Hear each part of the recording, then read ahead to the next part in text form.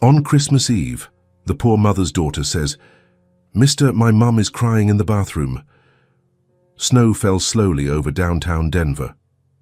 It was Christmas Eve, and the storefront windows shone with colored lights that reflected on the wet ground. Red wreaths decorated the street lamps, and from somewhere distant came the sound of Christmas music. But the streets were almost empty. Everyone was home, with family, warm food on the table and presents under the tree. Erin Carter held her daughter's hand tightly as they walked down the icy sidewalk. She was 33, with dark brown hair tied back in a simple ponytail and tired eyes that had cried too much in the last few months. The thin coat she wore barely protected her from the biting December cold.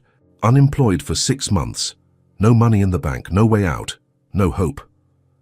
Beside her, Ruby bounced lightly, trying to step on the snowflakes before they melted on the grey ground. 5 years old, dark curly hair like her mother's, large, curious eyes that still sparkled with childlike innocence. She didn't quite understand what no money, or late bills, meant, but she knew Mommy was sad, and Ruby hated seeing her mom sad. "Mommy, are we going to eat real food tonight?" the little girl asked, looking up with expectation. Erin swallowed the lump in her throat and forced a smile. "Yes, my love. We're going to eat well tonight. It's Christmas." It was a lie. Or almost. She had counted the coins 3 times before leaving the house, spread out on the kitchen table as if they were rare treasure. It was enough for 1 sandwich, a small order of fries, and maybe a juice. It wasn't a real Christmas dinner. There was no roasted turkey, no special dessert, but it was what she could give her daughter right now. "Do you think Santa Claus will stop by the diner?" Ruby asked, full of hope. Erin felt her heart break into 1,000 pieces. "I think he already stopped by earlier, sweetie." Ruby smiled wide and squeezed her mother's hand. Erin felt the tears burning but held them back. She couldn't cry in front of her daughter, not today. They arrived in front of the 24-hour diner. The sign flickered half out, with some burned-out letters. The facade paint was peeling, but there was light inside. Erin pushed the glass door, and the little bell hanging above chimed. The place was very simple. Scratched formica counter, red plastic chairs, yellowish light that made everything look a little tired. It smelled of old coffee, frying grease and something sweet, but it was warm. The heat hit Erin's face when they entered. "Sit there at that table by the window, Ruby. Mommy will order our food now." Ruby obeyed, climbing awkwardly onto a chair that was too tall for her. She swung her little legs and looked at the Christmas lights flickering across the street. She pressed her nose against the cold window pane. Erin went to the counter. The attendant, a middle-aged man with a dirty apron, barely looked at her. "What'll it be?" he asked, his voice tired. "A chicken sandwich, a small order of fries, and an orange juice, please." "Anything else?" She looked at the menu hanging on the wall. Apple pie for $3. Hot chocolate for $2.50. Simple things she couldn't afford. "No, that's all." The man jotted it down without interest and shouted the order to the kitchen. Erin took the coins from her old purse, counted them again, and paid with a trembling hand. She had 37 cents left. That was all she had. She returned to the table with a glass of ice water for Ruby. "Thank you, Mommy," the little girl said, grasping the glass with both small hands. "You're welcome, darling." Erin tried to smile, but felt her chest tighten painfully. She looked at Ruby, so small, so innocent, with that smile that lit up any place, and thought, I should be giving her more. I should have a house full of presents. I should be a better mother. The thoughts came quickly and hurt deeply. "Mommy," Ruby called, "are you okay?" "Yes, love, just tired." But it wasn't just tiredness. It was complete desperation. It was paralyzing fear. It was the social worker's voice echoing in her head, cold and professional. "If the situation doesn't improve, Mrs. Carter, we will have to reevaluate the custody of the child." Erin stood up suddenly, her chair scraping on the floor. "I'm going to the bathroom real quick, okay? You stay here and wait for the food. Don't leave this spot. Promise." "I promise, Mommy." Erin crossed the diner with quick steps, trying to look normal. She pushed open the women's bathroom door and locked it with shaking hands. The place was cramped, with an irritatingly flickering light bulb. It smelled strongly of cheap cleaning product. She braced her hands on the stained sink and looked at her reflection in the cracked mirror. Her eyes were red, her face pale. There were dark circles under her eyes from so many sleepless nights, and then she couldn't hold it in anymore. She started to cry, softly at first, trying to muffle the sound, but soon the sobs came hard. She cried over everything, the fear of losing Ruby, the shame of not being able to provide the basics for her daughter, the exhaustion of fighting alone. She covered her mouth with her hand. "I can't lose her, please, God, I can't. She's everything I have." Outside in the diner, the doorbell chimed. Nathan Price walked in, shaking the snow from his black wool coat. He was tall, with broad shoulders, dark hair combed back, and some grey strands at his temples. Deep, brown eyes, tired yet kind. 38 years old, owner of one of the largest tech companies in the country, rich enough never to have to work again, powerful enough to have anything he wanted, and despite all that, completely alone. He wasn't in Denver by chance. He was running away from empty parties full of grasping people, fake smiles, people who only wanted something from him. So he had just walked around the city, aimlessly, just to feel the cold on his face and remember that he was still alive. He approached the counter. "A coffee, please. Black, no sugar." The attendant served it without saying anything. Nathan picked up the hot cup and stood, leaning against the counter, looking out the window. The snow continued to fall, covering the city. It looked like a postcard. Beautiful, empty, lonely, like him. That's when he felt a slight tug on his coat sleeve. Nathan looked down and saw a little girl with dark, curly hair, big, scared eyes fixed on him. She was biting her lip, nervous. "Mister." He immediately crouched down, meeting her at her height. "Hi, sweetie. What is it?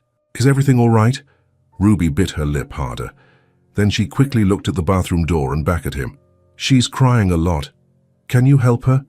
Nathan's heart tightened fiercely. It wasn't pity. It was genuine concern. "Who's crying, sweetie? Your mom?" "Yes," Ruby whispered. "She went to the bathroom and I think she's really sad. She cries a lot when she thinks I'm not looking, but I always see—" Nathan felt a knot in his throat. There was so much pain in those childlike words. "Where is she now?" Ruby pointed to the dark hallway. "There, in that door." Nathan stood up, left his coffee on the counter and walked to the hallway. He stopped in front of the bathroom door and knocked gently. "Excuse me. Is everything okay in there? Do you need any help?" Tense silence. Then a hoarse voice. I'll be right out. Sorry." "No rush at all," he said, keeping his voice calm. "I just wanted to make sure you were okay. Your daughter was worried." On the other side, Erin quickly wiped her face with paper towels, took several deep breaths trying to compose herself, and slowly opened the door.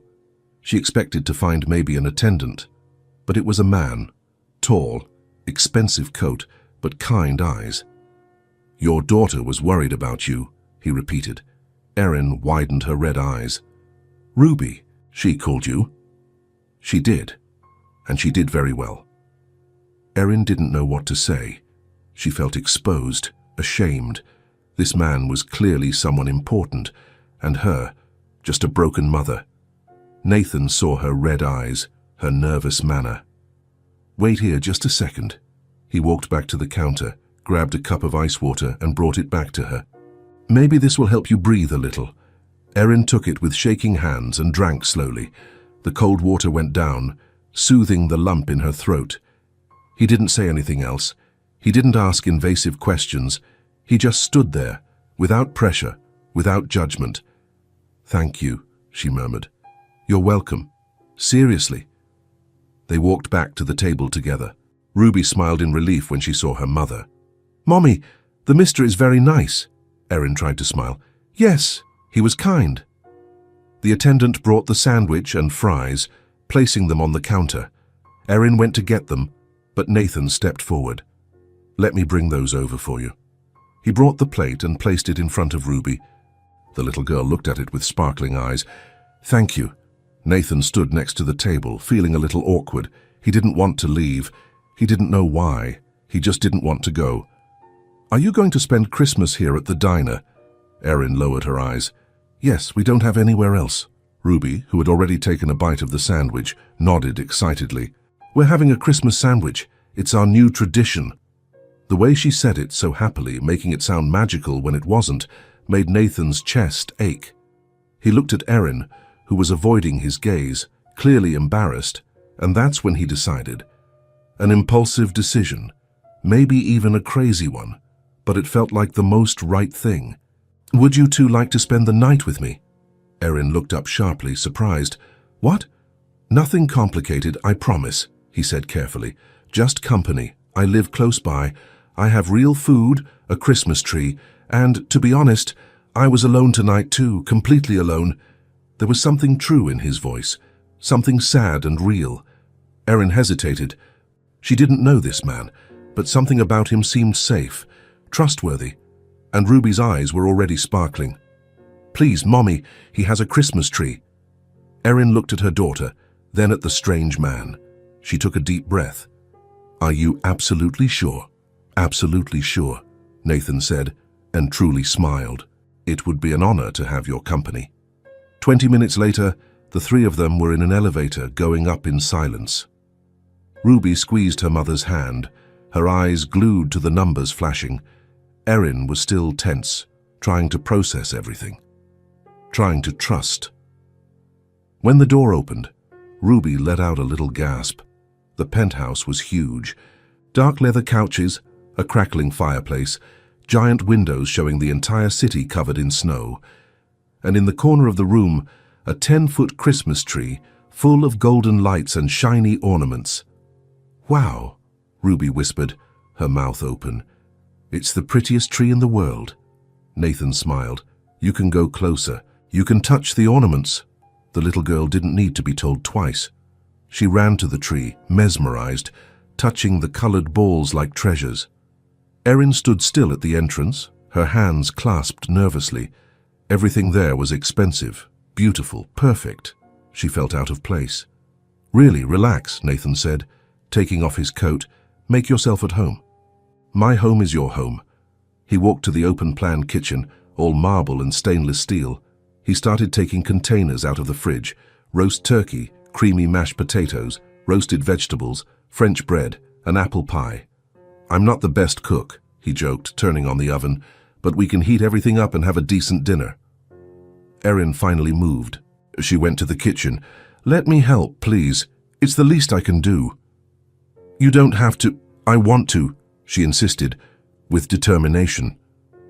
They worked side by side in comfortable silence. Nathan heated the food. Erin carefully set the table. Ruby hummed near the tree. When they sat down at the table, Nathan served the plates generously. Ruby ate heartily, smiling with every bite, saying it was the most delicious thing. Erin could barely swallow, not because the food wasn't good, but because emotion was lodged in her throat. "Do you have family here?" Erin asked, breaking the silence. Nathan shook his head slowly. "Not anymore. My parents died 10 years ago in an accident. I don't have siblings. Never married." "It must be lonely." He looked at her, truly looked, and saw understanding there. Not pity, understanding. "It is very lonely," he admitted. "And you? Do you have family?" Erin lowered her eyes. "No, I don't have anyone. Just Ruby. It's always been just the two of us." Nathan noticed the weight in her words. There was old pain there. "What happened?" he asked in a soft voice. "If you want to talk about it, of course." Erin took a deep breath. She looked at Ruby, who was distracted, and then she started to speak.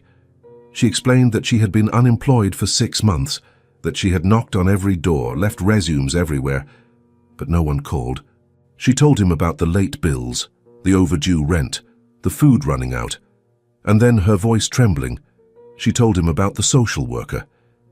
She said that if I don't get stable soon, they might take Ruby away from me.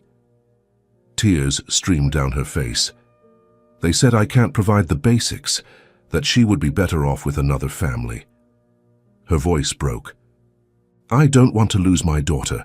She's all I have, truly everything. She covered her face and cried. Nathan felt his heart break. He reached out and held her hand firmly, but gently. Erin, look at me. She raised her red eyes. You are not going to lose Ruby. I won't let that happen. How can you be sure? Because I'm going to help you both. Any way I can, with everything you need.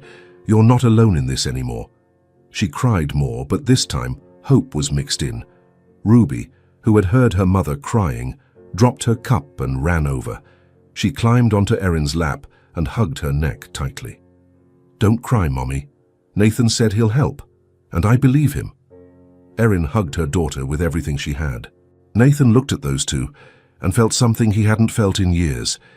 He felt needed, important in a way that money had never made him feel. The dinner ended with Ruby excited, showing off every ornament on the tree. Erin was quieter, but for the first time in months, there was hope in her eyes. When it was time to go, Nathan insisted on calling and paying for a taxi. At the door, Ruby hugged his legs tightly. Thank you for the best Christmas ever. He crouched down and hugged her back. Thank you for letting me be a part of it. Erin formally held out her hand, but Nathan pulled her in for a quick embrace. I'll see you soon, okay? He said. This wasn't just one night, it was a beginning. She nodded, unable to speak. The taxi stopped in front of an old building. Erin and Ruby climbed the stairs to the second floor. The apartment was small, but organized with the little they had. Peeling walls, old furniture, but clean. Erin opened the almost empty refrigerator. 2 eggs, half a loaf of bread, a little milk. The cupboard had rice and beans, that was all. Mommy, I'm going to brush my teeth. Go ahead, my love. Erin got Ruby ready for bed, put on her old but clean pajamas, brushed her curly hair. The two of them lay down in the same narrow bed, under a thin blanket. Ruby snuggled into her mother's chest. Erin ran her hand through her hair, slowly, tenderly. Mommy, Ruby whispered, drowsily. Tonight was the most beautiful Christmas. Erin felt the tears burning. She held them in so as not to cry out loud. It was my love. Ruby fell asleep quickly. Erin lay staring at the cracked ceiling, thinking about the social worker who had threatened to take Ruby, about the unemployment that wouldn't end, about the bills that kept coming, about the eviction notice. But she also thought about Nathan, about the invitation, the kindness, the promise to help. Was it real? Would he show up again? Or had it just been a moment of kindness? Erin hugged Ruby tighter. Please, God, let this be real. Let him really help. I can't fight alone anymore. On the other side of the city, Nathan was alone in the penthouse, sitting on the couch, looking at the Christmas tree that had seemed so alive earlier with Ruby bouncing around it. Now the silence had returned. The emptiness had returned. But something was different. He thought about the curly-haired girl who had tugged his coat sleeve, the courage she had to ask for help, the mother crying in the bathroom, trying to be strong, fighting alone. He thought about the feeling he had during dinner, of belonging somewhere, of being truly necessary, of not being alone. It had been so long since he felt that way. All the wealth, all the success had never made him feel truly important. But that night, seeing Ruby smile, seeing Erin breathe with relief, he had felt that he mattered. Nathan picked up the phone. Tomorrow he would call Claire Morgan, the owner of a downtown coffee shop. He would ask if she needed an employee. He would find a way to help Erin. He was going to make this happen. Because on that Christmas Eve, a 5-year-old girl had changed everything. She had reminded him of what truly mattered. Nathan looked out the window. The snow continued to fall over Denver. Outside it was cold and lonely, but inside him, something had shifted. Something had begun. And for the first time in a long time, Nathan Price didn't feel completely alone. Erin was in the small apartment kitchen, trying to make coffee with the little she had, when her cell phone vibrated on the table. She looked at the screen, suspicious. Almost no one texted her. It was an unknown number. She opened the message and read, Erin, it's Nathan. I got your number from the taxi company yesterday. I hope you don't mind. If you can, Meet me tomorrow at 10 a.m. at the downtown square. I would really like to see you both again." Her heart pounded. He had looked for her number. He wanted to see them again. This was real, but it was also terrifying. Erin stared at the message, not knowing what to reply. Ruby ran in from the living room, still in her pajamas. "Mommy, who texted?" It's Nathan. He wants to meet us tomorrow at the square." Ruby jumped for joy. "Really? We're going, right? Please, Mommy, please." Erin hesitated. Part of her wanted to go, wanted to see if this kind man was really real, if his promise to help hadn't just been empty talk. But another part was afraid. Afraid to become attached. Afraid to trust and then be disappointed. Afraid of Ruby getting attached and then suffering. "I don't know, Ruby. Please. He was so nice to us. And you said he promised to help." Erin looked at her daughter's bright eyes and couldn't say no. "Okay, we'll go." Ruby hugged her legs tightly. Erin picked up the phone again and typed, her fingers trembling. "Hi, Nathan." "That's fine. We'll be there at 10 a.m. Thank you for the invitation." The reply came almost instantly. "Great. I'm looking forward to seeing you both. See you tomorrow." Erin put her cell phone away and took a deep breath. She didn't know if she was doing the right thing, but she was about to find out. The next day, Erin woke up early. She chose the least worn outfit she had, carefully brushed Ruby's hair, and left the house half an hour early. She was nervous, and Ruby was practically bouncing with excitement. They arrived at the downtown square exactly at 10. The place was beautiful. Fresh snow covered the wooden benches. The trees had Christmas lights wrapped around the branches that were still lit even during the day, and there was a movie-like atmosphere in the air. Families strolled, children played in the snow, couples walked hand in hand. Erin scanned the area and saw Nathan sitting on a bench near the central fountain. He wore a dark grey coat and held a package wrapped in colored paper.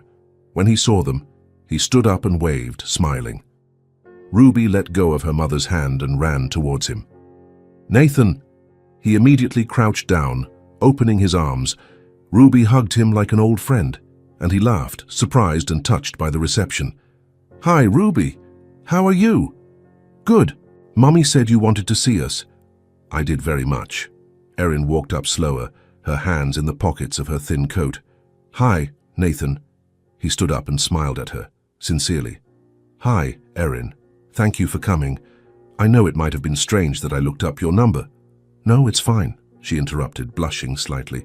"It was kind of you."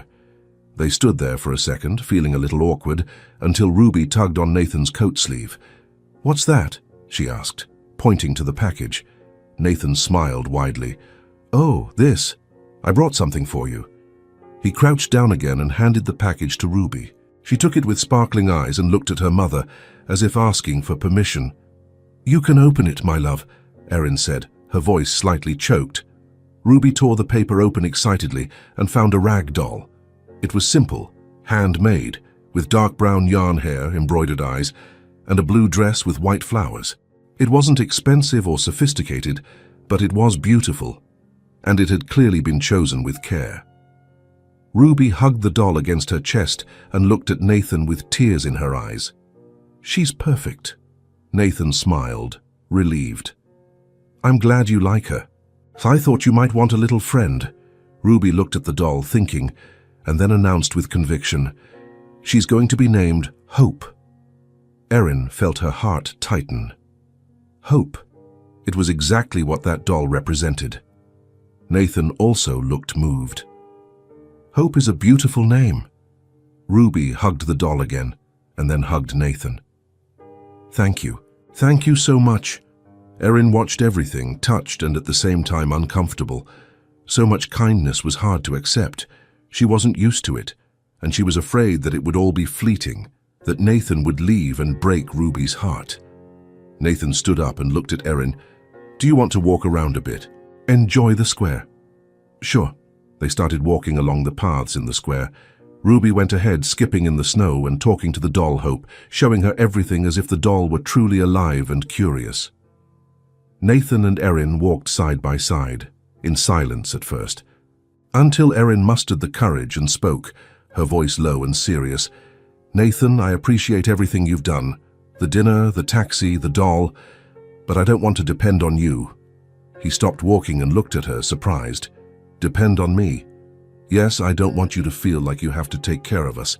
You don't owe me anything. And I don't want to take advantage." Nathan turned his body completely towards her, his eyes serious but gentle. "Erin, look at me." She raised her eyes, reluctantly. "You are not taking advantage of me. Not at all. I'm helping because I want to, because it feels right to me. Because for the first time in a long time, I feel like I'm doing something that truly matters. And as long as you need, and as long as you want, I'll be here. This isn't charity. It's friendship. It's care. It's wanting to see you both doing well." Erin felt the tears burning. She wanted to believe. She wanted to believe so much. "I'm just scared," she admitted, her voice breaking. "I'm scared to believe and then have you leave. I'm scared of Ruby getting attached and then suffering." Nathan stepped closer. "I'm not going anywhere, Erin, I promise." Before she could answer, Ruby came running back, holding the doll with one hand. With the other, she took Nathan's hand. And with the hand holding the doll, she pulled her mother's hand. "Hope likes walking with both of you," Ruby announced, happy. Nathan and Erin looked at each other over Ruby's head and laughed, a strange mixture of shyness and affection in the air. "Then let's walk all four of us together," Nathan said, gently squeezing Ruby's little hand. They walked on for a while, talking about simple things. Ruby told made-up stories about the doll Hope. Nathan asked what Ruby liked to do. Erin gradually relaxed, genuinely smiling. After a while, Nathan stopped and looked at Erin with a hesitant expression. "Can I ask you something?" "Of course. I'd like to see where you live, to better understand your situation. Only if you're comfortable, of course." Erin hesitated. Showing the small, empty apartment was exposing her poverty even more. But also, maybe it would be good for him to truly understand how things were. "All right. You can come." They took a bus to the neighborhood where Erin lived. Nathan didn't complain about taking public transport, didn't make a disgusted face at the old crowded bus. He just sat next to Ruby and listened to her talk about the doll Hope. When they arrived at the old building, Erin felt ashamed. The peeling paint, the creaky stairs, the smell of mold in the hallway. "Sorry about the mess," she murmured, opening the apartment door. "You don't need to apologize," Nathan said, stepping inside. The apartment was small, integrated living room and kitchen, one bedroom, a tiny bathroom. But it was clean and organized. Erin took care of the little she had. Ruby ran to the bedroom. "Nathan, come look." He followed her. Ruby pointed to the narrow bed. "This is where I sleep with Mommy. And there," she pointed to a cardboard box turned on its side, "is Hope's place now. It's her little house." Nathan smiled, but Erin saw when he looked at the rest of the room, saw when he noticed the lack of toys, the old clothes hanging up, the thin, mended blanket. He returned to the kitchen, and Erin saw when he opened the fridge, probably without thinking, perhaps looking for water, and she saw his face change when he saw the emptiness inside. 2 eggs, half a loaf of bread, a little milk. Nathan slowly closed the refrigerator and looked at Erin. She looked away, embarrassed. He didn't say anything, but his heart tightened fiercely in his chest. After a moment of heavy silence, Nathan took a deep breath. "Would you allow me to do one more thing?" Erin looked at him, suspicious. "What?" "Let's go to the grocery store. You need to have food. Please, let me do this." Erin shook her head. "Nathan, I can't accept." "Erin," he interrupted, but gently. "You're not ungrateful. You're not taking advantage. You are a mother trying to protect her daughter tooth and nail. And I want to help. I need to help. Please let me do this." She bit her lip, fighting back tears. "I don't know how I'll ever repay you. You don't have to pay anything, just accept the help." Ruby appeared, holding the doll. "Are we going to the grocery store, Mommy?" Erin looked at her daughter, then at Nathan, and she agreed. "Okay." They walked to a small grocery store 3 blocks away. Nathan grabbed a cart and handed it to Ruby. "You choose what Hope would like to eat." Ruby laughed and began putting things in the cart. Fruits, bread, milk, eggs, cheese, ham. Simple things that were treasures to her. Erin stayed behind, trying to subtly remove some items. "Ruby, that's too much." But Nathan put them back in the cart, smiling. "You both deserve it, all this and more." As they walked the aisles, they talked. Erin spoke about Ruby's tastes, about how her daughter loved strawberries, but they hardly ever bought them because they were expensive. She spoke about how she liked to cook when she had ingredients. Nathan listened attentively to everything. He didn't talk much about his rich life, the company, or money. He talked about loneliness, about how empty the huge penthouse was, about how he spent Christmases alone every year, about how he had forgotten what it felt like to be truly needed. The connection between them grew in small comments, glances that lasted a second longer, discreet laughter when Ruby did something funny. When they reached the checkout, Erin saw the total amount and went pale. It was more than she earned in a month when she had a job. "Nathan, that's too much." "It's what's needed," he said, swiping his card without hesitation. They walked back to the apartment carrying the bags. Ruby hummed happily, hugging the doll, Hope. When they arrived, they started putting away the groceries. The refrigerator that had been empty now had real food. The cupboard that only had rice and beans now had pasta, sauce and seasonings, cookies. Erin looked at everything with tears in her eyes. "Thank you," she whispered. "Thank you so much." Nathan held her hand for a second. "You don't have to thank me." Ruby ran in and hugged his legs. "Thank you for the presents, Nathan. Thank you for Hope and the food.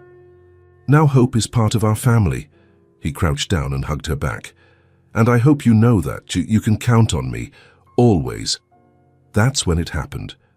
Erin was putting away the last bag, rummaging through her purse to get her house keys to lock the door, and without realizing it, an envelope fell out of her purse, sliding onto the kitchen floor. Nathan saw the envelope fall. He was facing away from Erin, who was distracted talking to Ruby about where to put the cookies. He bent down and picked up the envelope from the floor, and he saw what was written on the front, in large red letters, "Final eviction notice." His heart froze. He turned the envelope over and saw more printed details. Final warning. 3 months overdue rent. Final deadline. January 15th. If payment is not made, eviction will be executed. January 15th, 2 weeks away. Nathan felt his chest tighten. Erin and Ruby could lose their apartment. They could be homeless, and that would surely make the social worker take Ruby away from her. Ruby appeared beside him and saw the envelope in his hand. "What's that? Is that a paper for Mommy?" Nathan quickly folded the envelope and put it in his coat pocket, smiling at Ruby as if it were nothing. "It's just something important that I'm going to hold for her, okay? A paper that fell?" "Okay." Ruby ran back to the bedroom to show the doll Hope where she would sleep. Nathan stood there, the envelope burning in his pocket. Erin couldn't know that he had seen it. Not yet. She was already embarrassed enough, already fighting too hard to maintain her dignity. He said goodbye shortly after, hugging Ruby and shaking Erin's hand. "See you later. I'll call soon." "Okay. And Nathan, thank you. Really." He smiled and left. But the moment he got into the taxi, he picked up his cell phone and called his lawyer. "Robert, I need you to do something for me. With complete discretion. Urgent." "Of course, Nathan. What do you need?" Nathan gave the address of Erin's building. "Find out who the landlord is and pay all the overdue rent. I want it to be anonymous. The tenant cannot know it was me. How many months are overdue?" 3, and pay 6 more months in advance. I want her to be settled for a while." "Understood. I'll take care of it today." "Thank you." Nathan hung up and looked out the taxi window. The snow continued to fall over Denver. He knew Erin would be angry when she found out. He knew she would say she didn't want to depend on him, but he couldn't let her and Ruby lose the only place they had. And maybe it wasn't time to tell her yet. Maybe it was better for her to find out on her own that the eviction had been cancelled, that someone had paid, and only when she was ready he would tell the truth. Nathan leaned his head against the cold taxi window and closed his eyes. For the first time in years, he had a purpose. He had someone to care for. He had something that mattered more than money or success. He had Erin and Ruby. and he wasn't going to let anything bad happen to them, nothing. Erin woke up early that morning with a determination she hadn't felt in months. The fridge was full thanks to Nathan, and that had given her a temporary reprieve. But she knew she couldn't depend on him forever. She needed to get a job. She needed to prove to herself, to the social worker, and to the world that she could take care of her own daughter. She left Ruby with the neighbor downstairs, a 70-year-old woman who liked the girl and agreed to watch her for a few hours. Erin grabbed an old folder with copies of the resume she had printed at an internet cafe weeks ago, put on the most presentable clothes she had a while, and left the house at 8 in the morning. The first stop was a clothing store downtown. Erin went in, approached the counter, and smiled at the attendant. "Good morning, I'd like to drop off my resume." "Are you hiring?" The woman looked at her with little interest. "No, sorry, we're not hiring right now." "Do you have an estimate of when you might have an opening?" "I don't know, maybe next year." Erin thanked her and left. Next year was too late. She walked to a small market 2 blocks over. She asked for the manager, waited 15 minutes standing up, and when he appeared, she handed him the resume with sweaty hands.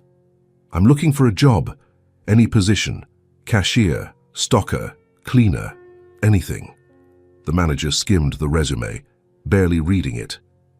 "We've already finalized our team for the year. No openings. Could you keep my resume in case something opens up?" He took the paper and tossed it into a drawer full of other forgotten resumes. "Sure. If a spot opens, we'll call." Erin knew he wouldn't call, but she thanked him and left. She stopped by a pharmacy. The answer was the same. "Sorry, we don't have any openings right now." She stopped by a coffee shop. The woman was even kind. "Look, I'd love to hire you, but the owner cut staff. Everyone is stretched thin." She stopped by a diner, a fast food restaurant, a shoe store, a stationery store. Always the same answer. "No, no, no." Around noon, Erin stopped to rest on a park bench. Her feet ached. She wore old shoes that pinched, but they were the only ones she had that looked minimally professional. She looked at her folder. She still had 10 resumes. She had to keep going. She stood up and kept walking. She went into a pet shop. They weren't hiring. She went into an electronics store. They weren't hiring. She went into a hair salon. The owner looked at her with pity. "Honey, I can barely afford to pay the girls who already work here, sorry." Erin thanked her, her voice sounding tired. The afternoon fell. The sun grew weak in the winter sky. Erin kept walking, knocking on doors, handing out resumes, hearing no after no after no. At a bakery, the owner said he had just hired someone last week. At a gym, they said they only hired people with physical education degrees. At a laundromat, they said the position had already been filled. Erin felt her legs heavy. Her mind was tired of so much rejection. Her heart was tight, a knot growing in her chest with every door that closed in her face. By 5 in the afternoon, she had handed out all her resumes. She hadn't even secured one real interview, not one real promise. Nothing. She took the bus back home. She sat in the back, leaned her head against the cold window, and let the tears stream down in silence. No one on the bus noticed. No one cared. When she arrived at the apartment, it was already dark. She knocked on the neighbor's door to pick up Ruby. "How did she behave?" Erin asked, trying to sound normal. "An angel, as always," the woman said, handing Ruby back. "Played with the doll all day. Thank you for watching her." "No problem, dear. You look tired." It was a long day. Erin took Ruby home. She barely had the energy to climb the stairs. When she opened the apartment door, Ruby ran in, holding the doll Hope. "Mommy, Hope wants to have pasta for dinner tonight." "Then we'll make pasta for Hope," Erin said, trying to smile. While heating water on the stove, Ruby sat at the kitchen table, swinging her legs. "Mommy?" "Yes, my love." "Did you get a job today?" The question came innocently, full of hope. Erin felt her heart break. She turned around, wiped her hands on the dish towel, and crouched down in front of her daughter. She held Ruby's small hands and forced a fragile smile, even though her eyes burned with the urge to cry. "Not yet, my love, but we keep trying. Mommy doesn't give up easily." Ruby tilted her head. "Are you sad?" "No, love. Just tired. It was a very long day. Ruby hugged her mother. It's okay, Mommy. Nathan said he'll help us, remember? Erin hugged her daughter back, hiding her face in her curly hair. I remember, but Mommy needs to be able to do things on her own too, okay? Okay, but don't be sad. I won't. I promise. They ate simple pasta with tomato sauce for dinner. Ruby talked about her day, about how she had taught the doll Hope to count to 10, about how the neighbor had given her cookies. Erin listened, trying to focus, but her mind was elsewhere. Thinking about all the doors that had closed that day, thinking that maybe she would never get a job, thinking that maybe she really couldn't take care of her daughter alone. After dinner, she bathed Ruby, put on her pajamas, and brushed her teeth. The two of them lay down in the narrow bed, Ruby almost asleep already. "Good night, Mommy," the little girl whispered. "Good night, my love. Dream beautiful things." Ruby fell asleep in minutes. Erin lay staring at the ceiling, feeling the weight of the day settle upon her. On the other side of the city, Nathan had driven past Erin's neighborhood that afternoon. Not by chance. He had gone there on purpose, wanting to see if they were okay, if they needed anything. He was in his car when he saw Erin turning the corner. She walked slowly, her shoulders slumped, her feet dragging. She looked exhausted, she looked defeated. He wanted to get out of the car, wanted to run to her and ask what had happened, but something stopped him. Maybe the fear of invading, of putting too much pressure on her, of making her feel suffocated. So he just watched.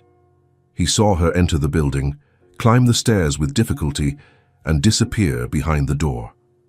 Nathan stood still for a few more minutes, thinking. Erin was fighting. She was trying to do everything alone, and she was exhausting herself in the process. He needed to do something more. He needed to truly help, not just with food or money, but with a real solution.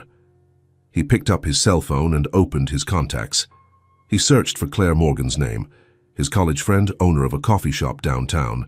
He started typing a message, but stopped. No, not by message. This had to be personal. Tomorrow. Tomorrow morning he would go to her coffee shop.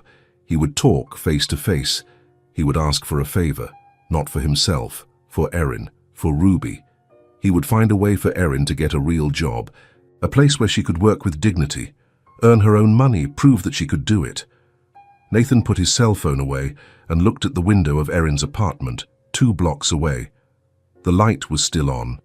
He imagined her inside, tired, worried, fighting against fear and exhaustion, and he promised himself that he would do everything in his power to help, because Erin and Ruby had become important to him, more important than any business, any money, anything. They were real, they were genuine, and he wouldn't give up on them. Never. The next morning, Nathan parked his car in front of a cozy coffee shop downtown Denver. The place was called Morning Light and had lace-curtained windows, rustic wooden tables, and the smell of fresh coffee reaching the sidewalk. It was the kind of place that made people feel at home. He went inside and saw Claire Morgan behind the counter, preparing a cappuccino. She was 42, with red hair pulled back in a messy bun, and a warm smile that always made customers comfortable. When she saw Nathan, she smiled widely. "Nathan Price, long time no see. What brings you here so early?" He approached the counter. "I need to talk to you. Do you have a minute?" "Of course. Sit over there, I'll be right there." Nathan sat at a table near the window. Claire brought 2 coffees and sat down across from him. "So, what is it?" Nathan took a deep breath. "Claire, I met someone who just needs a chance. A single mother, a fighter, who has been struggling alone for months. She's hard-working, dedicated, but no one will give her an opportunity." Claire tilted her head, curious. "And you want me to give her that opportunity?" "I do.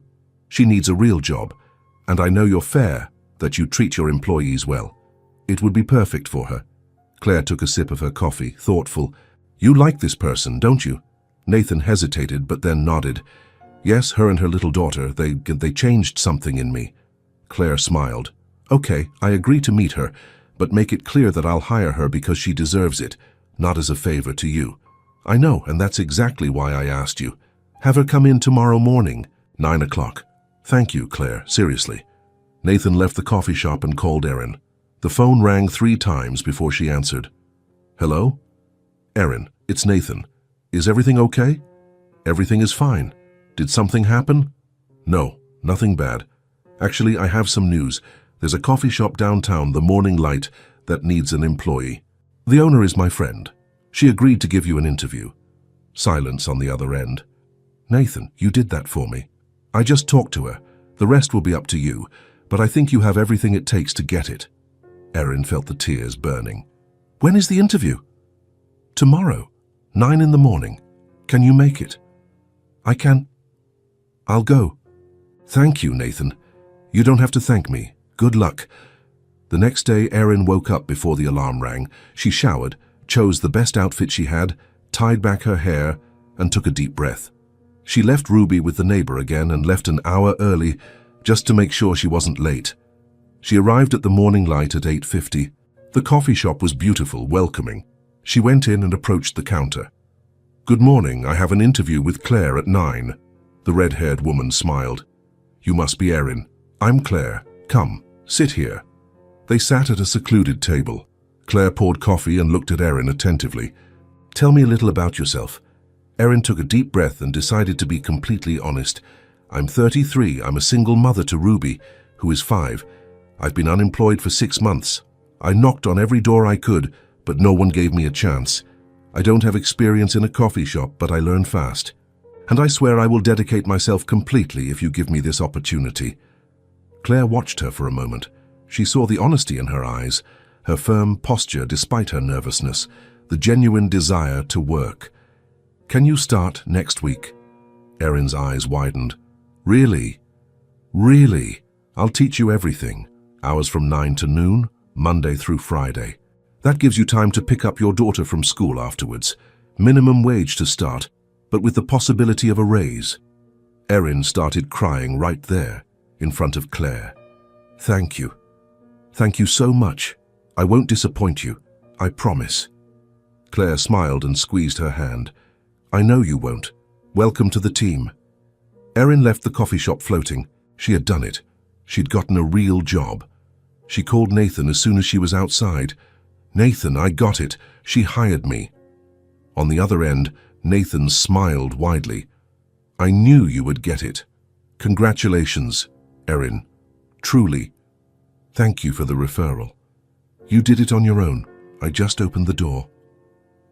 That afternoon, Nathan stopped by Erin's apartment. She opened the door with Ruby clinging to her leg, all excited. Nathan, Mommy got a job. He crouched down and hugged the girl. I know. What great news, right? Erin invited him in. The 3 of them sat in the small living room. Ruby went to play with the doll Hope in the bedroom. Nathan suddenly grew serious. Erin, there's something I need to give you. She frowned. What? He took the envelope out of his coat pocket. The eviction envelope. This fell out of your purse that day we went to the grocery store. I should have given it back sooner, but... Erin took the envelope, confused. She opened it and looked. But it wasn't the eviction notice she expected. It was a receipt, a rent payment receipt, 3 months overdue, all paid, plus 6 months prepaid. Along with it, a small handwritten note in firm handwriting. You don't have to face everything alone. N. Erin looked at the receipt, at the note, and then at Nathan. Her hands were shaking. You paid my rent. Nathan nodded. I did. Why? Why would you do that? He leaned forward, his eyes serious but kind. Because you've always done everything on your own, Erin, forever. And no one deserves to fight all the time without any support. No one. Tears streamed down her face uncontrollably. But that's so much money. I don't know how I'll repay you. You don't need to pay anything. Nathan, Erin, listen. I have money that I will never be able to spend. And for the first time in my life, I'm using it for something that truly matters. To help someone who genuinely deserves it. This isn't charity. It's care. Erin covered her face with her hands and cried. She cried out of relief, gratitude, and pure emotion. Ruby heard her mother crying and came running. She saw Nathan sitting there and ran to him. She hugged him with all the strength she had. "Thank you for taking care of us, Nathan. Thank you so much." Nathan hugged the girl back, feeling his chest swell with emotion. "You don't have to thank me. You deserve everything good." Erin wiped her tears and looked at Nathan. For the first time in a long time, she didn't feel alone. She didn't feel lost. She had a job. Her rent was paid. There was food in the fridge. And she had someone who genuinely cared about her and her daughter. "I don't know what to say," she whispered. Nathan smiled. "You don't have to say anything. Just accept the help.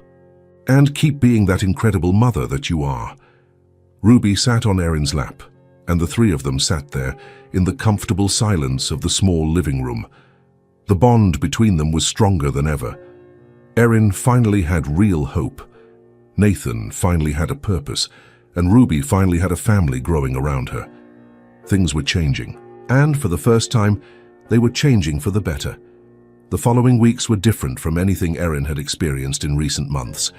She woke up at 7 in the morning, prepared breakfast for Ruby, got her daughter ready, and took her to school.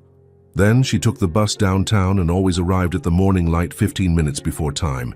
Claire was a kind and patient boss. She taught Erin how to make espresso, cappuccino, prepare sandwiches, and organize the cash register. Erin was a fast learner, paid attention to everything, and never complained. At the end of the first week, Claire handed her her first paycheck. It wasn't much, but it was hers, earned through her own hard work. Erin held the envelope with shaking hands and cried in the coffee shop staff room. "Thank you, Claire. You don't know how much this means." Claire hugged her. "You deserve it, Erin. You're doing a great job." With her salary, Erin bought a few things she had needed for ages. New clothes for Ruby, a warmer blanket, some simple toys, real food, not just the basics. The house began to change. The refrigerator was no longer empty. It had fruits, vegetables, meat, milk, juice. The cupboard had cookies, bread, rice, beans, pasta. Nothing was missing. Erin hung some of Ruby's drawings on the living room wall. She bought a small vase of cheap flowers at the market and put it on the kitchen table. They were small details, but they made the apartment feel more alive, more colorful. Ruby was happier. She laughed more. She played with the doll, Hope, made up stories, sang school songs. She no longer had that worried look of a child who feels something is wrong. And Erin could finally sleep at night without waking up in the middle of the night with her heart pounding in panic.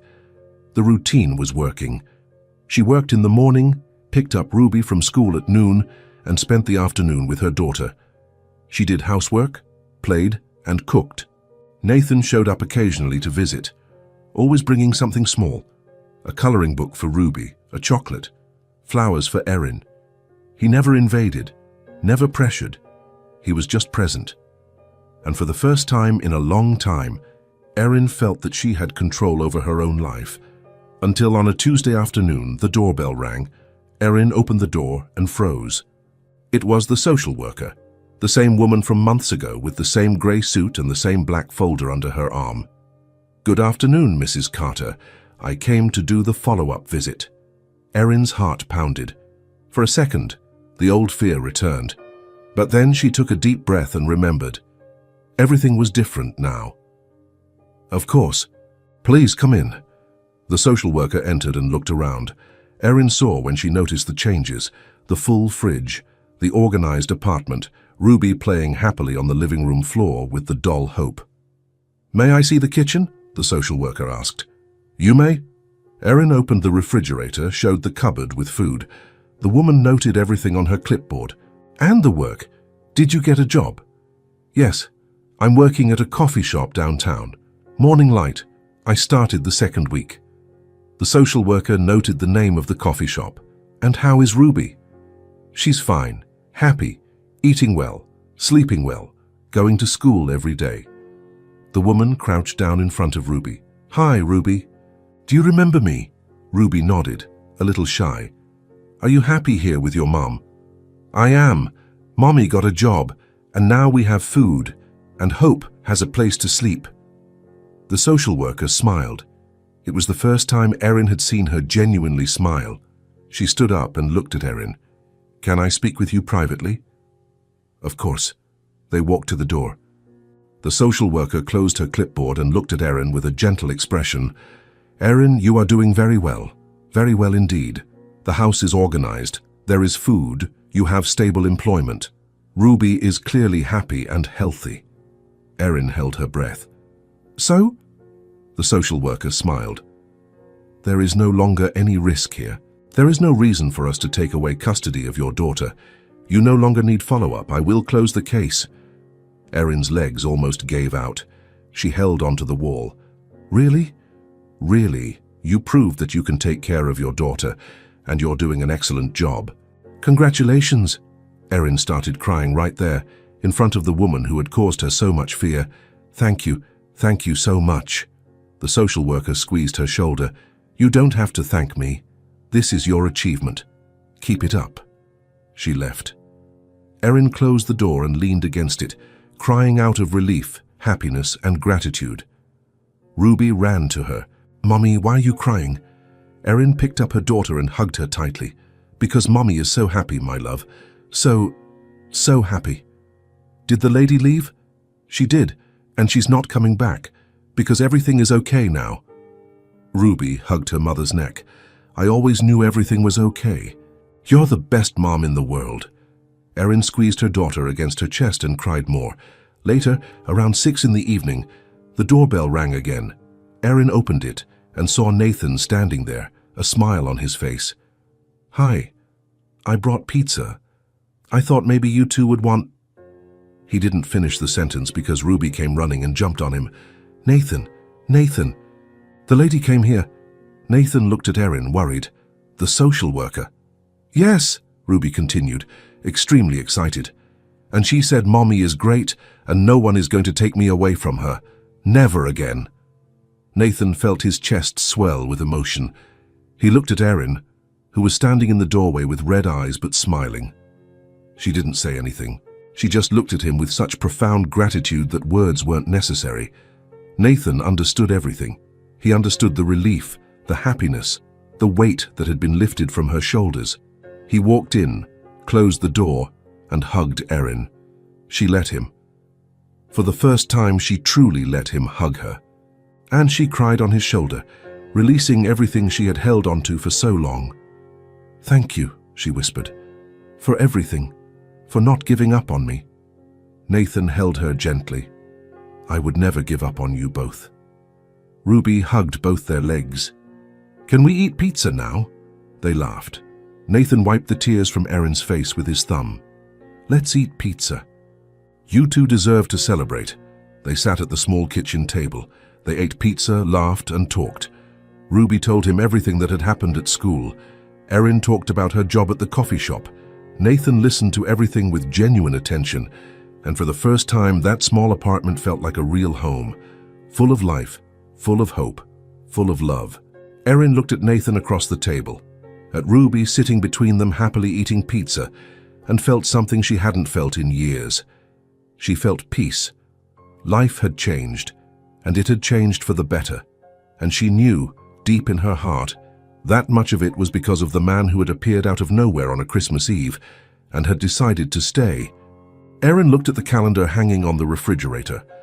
Almost a month had passed since Nathan had appeared in their lives, a month since everything had started to change, and she hadn't done anything to truly thank him. She decided to cook dinner, nothing fancy, nothing expensive, just something made with care. She called Nathan on Thursday morning before going to work. Hi, Nathan. Do you have time tomorrow night? I wanted to make dinner for you, to thank you for everything you've done. On the other end, Nathan smiled. I would love to. What time? 7? Perfect. I'll bring dessert. You don't have to. I was going to make... I insist. Erin laughed. Okay. See you tomorrow. On Friday, Erin left work and went straight to the grocery store. She bought pasta, fresh tomatoes, garlic, onion, basil, and flour to make bread. She spent part of her salary, but she didn't mind. It was worth it. She spent the afternoon cooking. Ruby helped, stirring the sauce, tasting the seasoning, setting the table. Are we having a party? Ruby asked, excited. It's not really a party. It's dinner to thank Nathan for everything he's done for us. He's really nice, right, Mommy? He is very nice. At 7 o'clock sharp, the doorbell rang. Erin wiped her hands on her apron and opened the door. Nathan was standing there, holding a small box and smiling. He wore a dark blue shirt and jeans. Nothing too formal, but he looked handsome. "Hi, I brought key lime pie." "You didn't have to." "I know, but I wanted to bring it." Ruby ran in and hugged his legs. "Nathan, Mommy made pasta." He stepped inside. The apartment smelled of homemade tomato sauce and warm bread. The table was set with the best Erin had. Simple but clean plates, folded napkins, even a candle in the center. "Wow, this is beautiful," Nathan said, looking around. Erin blushed. "It's simple, but it's perfect." They sat at the table. Erin served the pasta with homemade sauce, full of fresh tomato, garlic, and basil. The bread had just come out of the pan, warm and golden. There was a simple lettuce and tomato salad. Nathan took the first bite and closed his eyes. "This is delicious, Erin, seriously." "Really? Better than any expensive restaurant I've ever been to." Ruby agreed, her mouth full of pasta. "Mommy cooks really well." The atmosphere was light, intimate, almost familial. They talked about everything and nothing. Nathan told funny stories from work. Erin talked about weird customers at the coffee shop. Ruby laughed loudly, happy to have them both there. After dinner, they ate the key lime pie Nathan had brought. Ruby declared it the best thing in the world. "Can I go play with Hope?" Ruby asked. "You can. Love." Ruby ran off to the bedroom. Nathan helped Erin clear the table and wash the dishes. They worked side by side in comfortable silence, as if they had been doing it for years. When they finished, they went to the living room. Nathan sat on the small couch. Erin sat on the other side, with space between them. That's when Ruby came running in, holding an old notebook with a floral cover. "Nathan, look what I found. Mommy used to write things in here when she was little." Erin's eyes widened. "Ruby, where did you find that?" "It was under the bed, in a box." Erin tried to grab the notebook, but Ruby had already handed it to Nathan. "Let him see, Mommy." Nathan looked at Erin, silently asking for permission. She hesitated, but then nodded, her face pale. He opened the notebook. The handwriting was childlike, shaky. There were drawings of flowers and hearts in the margins, and then he read a passage in the middle of the page. "I was only 6 years old when I lost everything. Since then, I've been afraid of being thrown from one place to another. No one really wants me. I just wanted to have a home." Nathan felt his heart squeeze. He slowly closed the notebook and looked at Erin. "What happened to you?" She lowered her eyes, her hands trembling in her lap. "Erin," Nathan insisted, his voice gentle, "you don't have to tell me if you don't want to. But I would like to know." Ruby, sensing the heavy atmosphere, went to the bedroom without being asked. Erin took a deep breath. She had never told anyone this story, but she looked at Nathan, at the sincerity in his eyes, and decided to trust. "I was 6 when my parents died. It was a car accident. They were coming back from a trip. I was at my grandmother's house." Her voice came out low but firm. "My grandmother was old, sick. She couldn't take care of me, so they put me in the system. I went to the first foster home 2 weeks after the funeral." Nathan didn't say anything. He just listened. "The first family. They treated me like a burden, like I was a favor they were doing. I slept in a small room, almost no furniture. They had 2 biological children who had everything, and I had nothing. I stayed there for 1.5 years until the social worker realized I wasn't doing well." Erin wiped away a tear that escaped.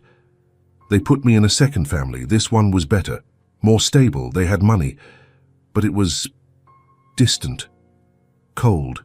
They gave me food, clothes, a room, but never love, never affection.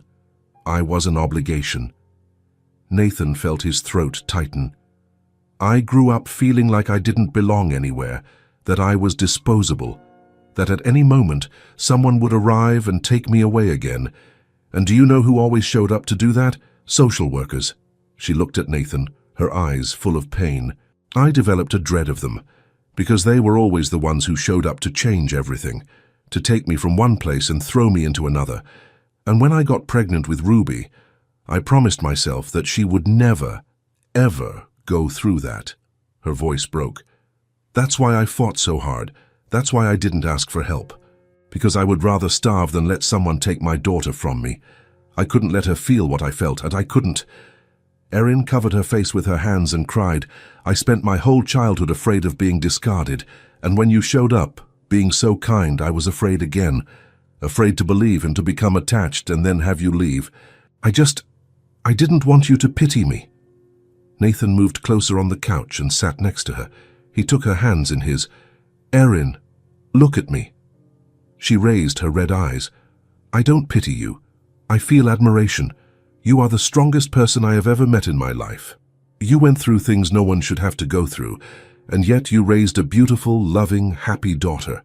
You fought the whole world alone and you won." He squeezed her hands. "You are not disposable. You are valuable, important, and I am not going anywhere." Erin cried more, but this time mixed with relief. She felt emotionally naked, vulnerable, exposed, but also free, as if a weight she had carried for years had lifted from her shoulders. The atmosphere was heavy, loaded with emotion, but also true, real. Nathan did not pull away. He stayed there, holding her hands, letting her cry. And Erin realized that maybe, finally, she had found someone who stayed. In the following weeks, Nathan remained present. But something had changed after that conversation. He was closer, more attentive. He stopped by the coffee shop almost every day, just to grab a quick coffee and ask how her day was. Claire already knew who he was and smiled every time he showed up. He took Ruby out for hot chocolate after school when Erin needed to stay longer at the coffee shop. He helped with small things, fixing a dripping faucet, changing a burned-out light bulb, carrying heavy groceries, but he never invaded, never pressured. He always respected Erin's space, and Erin began to see him differently. He was no longer just the rich man who had helped them. He was no longer just the savior who had appeared at the right time. He was Nathan, a good man, present, reliable, someone who stayed even when things were difficult, someone who truly cared. And that scared her, because she was falling in love. She felt her heart pound when he appeared. She felt butterflies in her stomach when he smiled. She missed him when he wasn't around, and she was afraid to give in and get hurt, afraid of Ruby getting too attached and then suffering, afraid of not being enough for a man like him, but the feeling grew, whether she wanted it to or not. One late Friday afternoon, Nathan invited the two of them to go to the park to see the Christmas lights. It was the last week before the decorations would be taken down. "Shall we go? It will be beautiful. And there's free hot chocolate in the square." Ruby jumped for joy. "Let's go, Mommy, please." Erin smiled. "Let's go." The three of them walked. The park was beautiful, full of colored lights on the trees, sparkling wreaths, Christmas music playing. Families strolled, children ran, couples walked hand in hand. Ruby walked ahead, jumping in the thin snow covering the ground, pointing at every new decoration. Nathan and Erin walked side by side, their shoulders almost touching. He wanted to hold her hand, but he didn't know if he should. Ruby stopped in front of a huge tree, entirely covered in golden lights. She turned and ran back. And then, with the naturalness typical of a child, she took Nathan's hand with one hand and her mother's hand with the other. "Let's walk together." They walked like that, the three of them, Ruby in the middle swinging their arms. And then Ruby looked up at Nathan's face and said something that changed everything. "You should be my daddy, shouldn't you?" Silence. Erin held her breath, her heart stopping for a second. Nathan felt his heart pound, beating so hard he was sure they could hear it. He stopped walking and crouched down in front of Ruby, meeting her at her height. He looked into the girl's eyes, then looked at Erin. And then he answered, his voice trembling with emotion. "I would love to make you both happy, Ruby. I would love it very much." Ruby smiled widely and hugged him. Erin felt the ground disappear for a second. She felt everything at once. Joy, fear, hope, panic, love. It was everything she wanted to hear, and everything she was most afraid to believe. Because if she believed it, if she let it happen and then it went wrong, she wouldn't survive. But looking at Nathan holding Ruby, looking at the way he looked at her daughter, the way he looked at her, maybe it was worth the risk. Maybe it was worth believing. Maybe, finally, she could have a real family. Nathan stood up, still holding Ruby's hand. He looked at Erin and his eyes said everything his mouth couldn't. "I'm here. I'm not leaving. I want this. I want you." Erin didn't say anything, but she took his free hand, and the three of them continued walking through the park, holding hands, like a family. The Christmas lights shone all around. The snow fell slowly, and for the first time in her life, Erin allowed herself to believe that maybe, finally, she had found a place where she belonged, a place called home. And that place wasn't an apartment or a house. It was next to Nathan, with Ruby between them. It was right there. The blizzard started without warning. Erin was preparing dinner when she heard the wind howling outside. She looked out the window and saw the snow falling heavily, dense, making the street almost impossible to see. "Mommy, it's snowing so much!" Ruby ran to the window, excited. "It is, my love. It's going to be a cold night." Erin went back to the kitchen and continued chopping vegetables.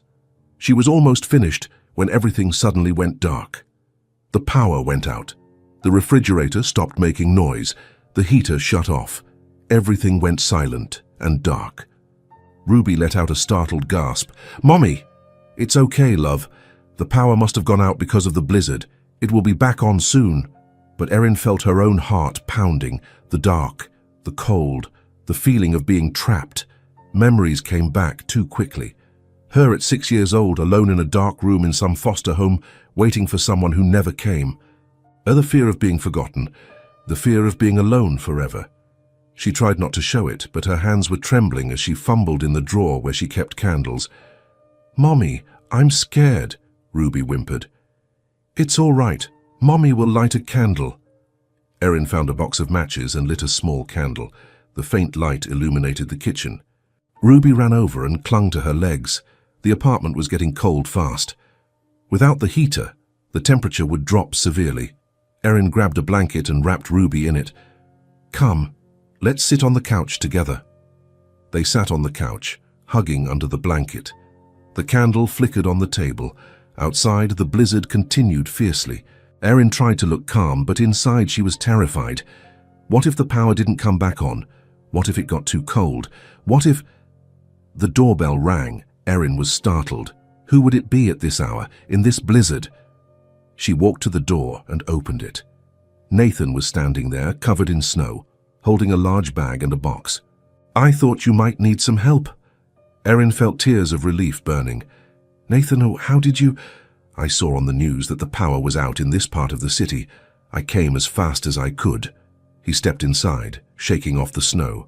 Ruby ran to him. "Nathan, it's all dark." "I know, but I brought things to help." Nathan opened the bag and took out battery-powered flashlights, several thick candles, matches, thermal blankets, and even a thermos bottle with hot chocolate. "How did you think of all this?" Erin asked, impressed. "I just wanted to make sure you would both be all right." He started working. He lit the candles and placed them strategically around the living room and kitchen. He turned on the flashlights. He took the thermal blankets and wrapped Ruby in them. "There you go, princess. Now you'll be warm." Ruby smiled, already feeling better. Nathan poured hot chocolate for Ruby and Erin. The warm liquid went down, warming them inside. He made everything seem less frightening. He transformed the darkness into something cozy, almost magical, with the candles glowing and the flashlights creating soft shadows. Erin watched him taking care of everything, taking care of them, and felt her heart tighten with gratitude and something more. Ruby drank the chocolate and yawned. "I'm sleepy." "Come, I'll put you to bed," Erin said. Nathan helped. They took Ruby to the bedroom, put extra blankets on her, and left a flashlight lit on the nightstand. "Good night, Ruby," Nathan said, kissing her forehead. "Good night, Nathan. Are you going to stay?" "I'm going to stay until the power comes back on." "Good." Ruby closed her eyes and fell asleep quickly. Erin and Nathan returned to the living room. The apartment was quiet, only the sound of the blizzard outside. The candles illuminated everything with a golden light. They went to the window and stood there, watching the heavy snow fall. Nathan looked at Erin sideways. She looked tired, but also fragile, vulnerable. "You were scared when I arrived," he said softly. Erin hesitated, but then nodded. "I was. The dark. It reminds me of bad things from childhood, of being alone in dark rooms waiting for someone who never came." Nathan turned his body towards her. "You are not alone now." "I know, and that scares me." "Why?" Erin took a deep breath, looking at the snow outside. "Because I'm afraid of getting attached, afraid of depending on you and then having you leave, afraid of losing everything again, afraid of being left behind." Nathan took a step closer. "Erin, look at me." She turned her face. They were very close now. "I know you're afraid of depending on someone. I understand, but I don't want to be someone who comes and goes. I don't want to be transient in your life." He held her hand. "I want to be someone who stays, who is here on the good days and the bad days, who doesn't disappear when things get difficult." Erin felt the tears streaming down. "What if you change your mind? What if you realize we're too complicated?" Nathan took another step. Now they were so close that she could feel his warmth. "I won't leave you behind, Erin. I promise." He raised his hand and wiped the tears from her face with his thumb. He looked into her eyes, then at her lips. Erin stopped breathing. Her heart pounded. Nathan leaned in slowly. She didn't pull away. Their lips were inches apart, their breaths meeting, the whole world disappearing. "Mommy, Nathan." They both quickly pulled back. Ruby was standing at the bedroom door, holding the doll, Hope. "What is it, love?" Erin asked, her voice shaky.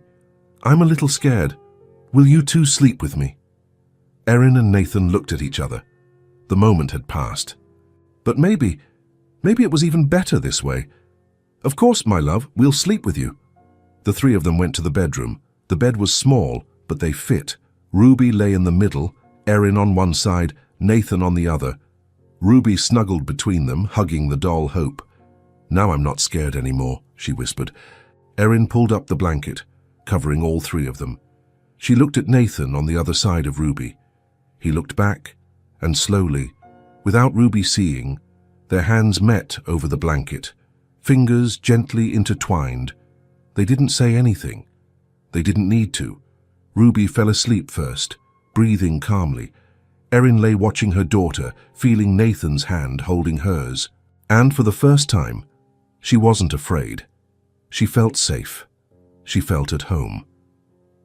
Nathan looked at those two in the faint flashlight glow. The little girl who had stolen his heart with a simple request for help. The woman who had shown him what real strength was, and he realized that he didn't want to be anywhere else.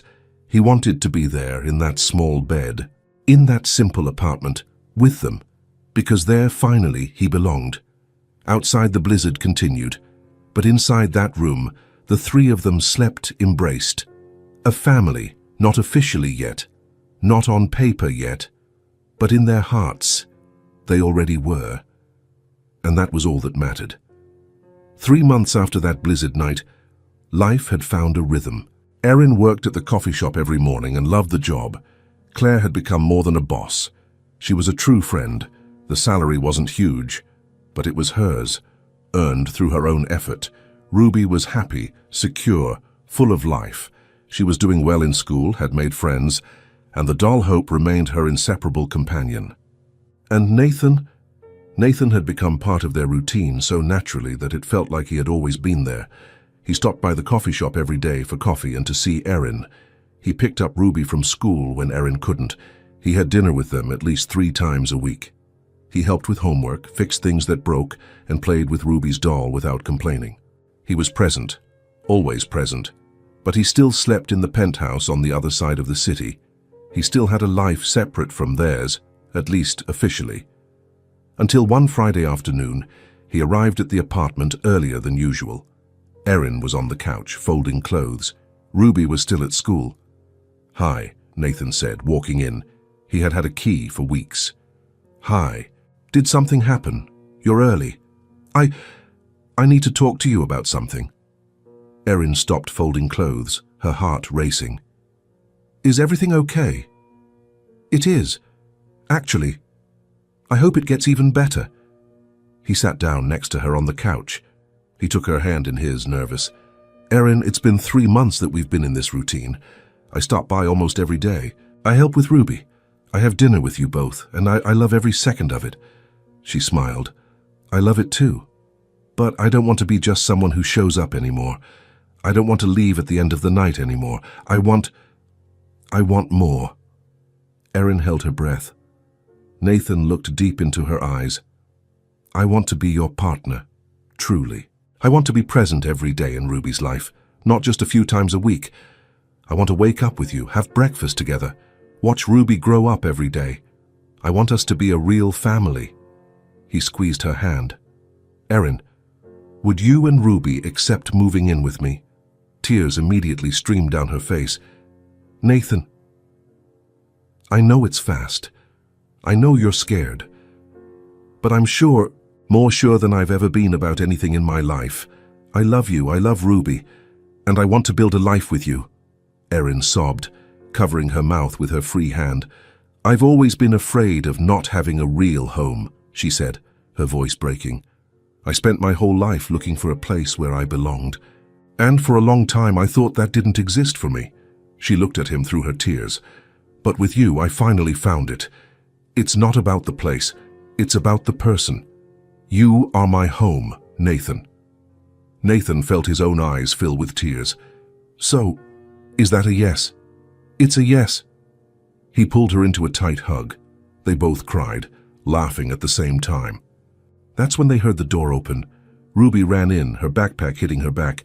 "Mommy, Nathan, look what I drew it." She stopped, seeing them both hugging and crying. "What happened? Is everything okay?" Erin wiped her tears and opened her arms. "Come here, my love. Everything is more than okay." Ruby ran and jumped in between them. Nathan picked her up. "Ruby, we have some news for you," Nathan said. "What news?" Erin held her small hand. "Nathan asked if we would like to live with him in his big house, and Mommy said yes." Ruby's eyes grew huge. "Really? We're going to live with Nathan?